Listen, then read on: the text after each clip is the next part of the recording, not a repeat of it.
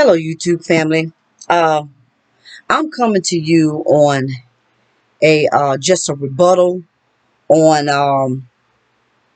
the verdict on Brianna Taylor's case. Uh, all I can say is that's sad. We had a man, a black man, that's Attorney General. What is he? Yeah, Attorney General for Louisville, Kentucky. And of course, he's a Republican. He's a Trump supporter, which, okay, yeah, that's fine. Do what you want to do. But he had opportunity to represent his black people, and he did not represent Breonna Taylor properly. Um, my observing, I went back and looked at some videos where some of the protesters, about like a month ago, they did a protest in his yard.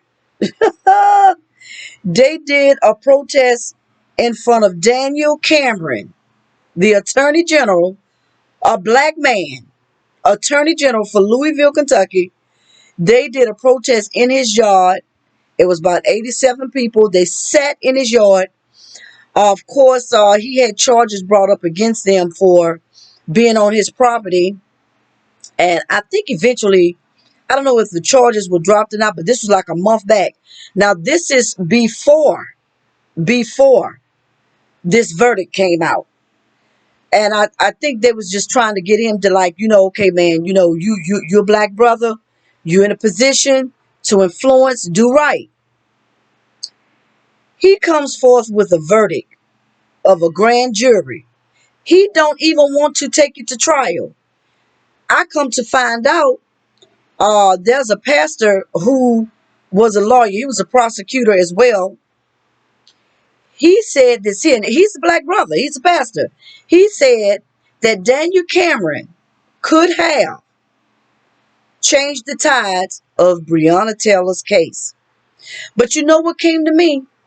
He seemed to be a man. Now, this is just my opinion. He seems to be the kind to let folk know that he's the one in authority and in position.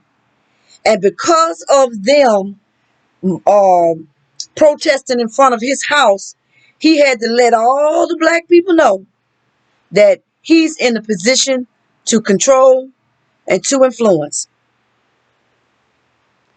And he came out with a verdict where neither of the men, all three of the white guys, were never charged in the case. The only one guy took a fall for it. This is just my assumption that they just gave the other guy the trumped up charge. Well, I'm not gonna say it's a trump up charge because the other guy, the third guy that they gave, he shot in some white people houses. But they didn't tell, from my understanding, that the guy that was shooting recklessly, the bullets went up in other apartments.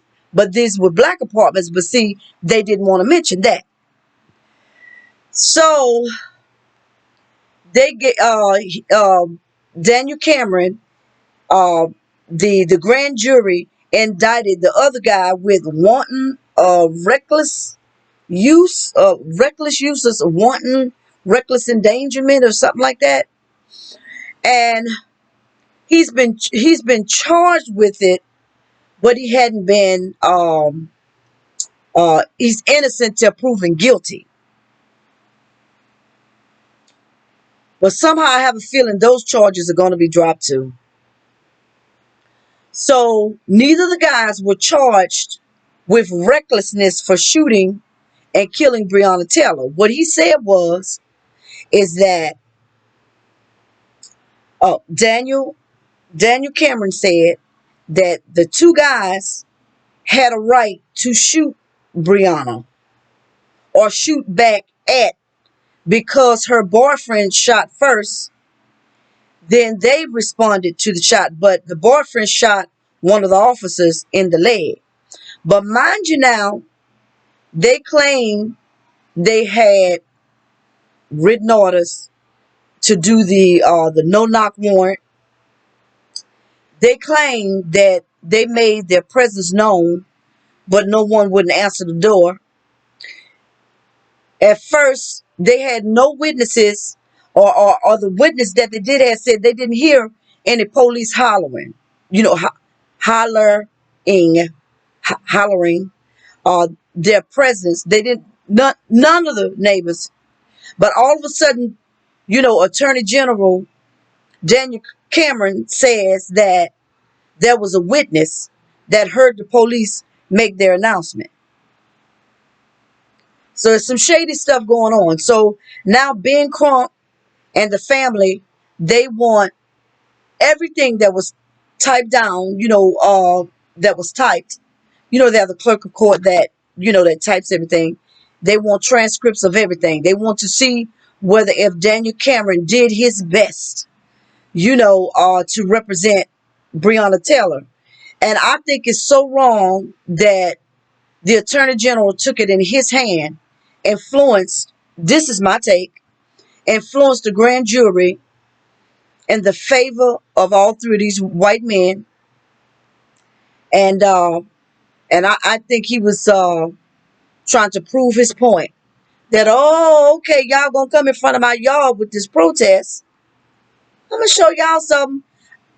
I'm not gonna say, he was that petty, but I kind of felt like he was trying to let us know that he running this. And he gave this speech that seemed so ingenuous, when he read the verdict of these men not being charged, except one. And I think he was just the scapegoat. And I think, this is just my opinion, that this other guy's going to be set free as well too. But they had to do something just to make sure it seemed like he was being genuinely thorough with the case. But they claim that he claimed that these white men had a right to shoot because they were shot at. Now imagine somebody breaking in your house with a no-knock warrant. You don't have a right to protect yourself. You don't have a right to shoot. Then who they claimed they were looking for was already in custody. But see, what they were thinking is that the man that was already in custody, that maybe he had drugs and money, because Brianna used to date the young man that they had in custody.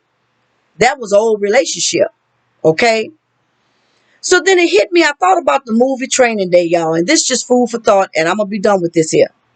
Where Denzel Washington played in the movie Training Day. And he had this other white actor with him that was his trainee.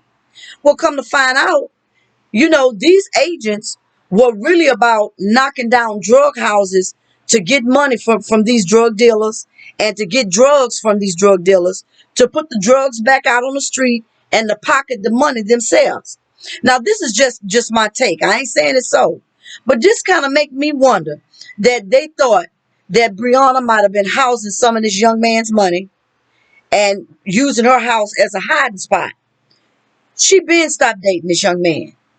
But they had their sights set on that house, hoping they would come across some money. In the process, it was a botched execution.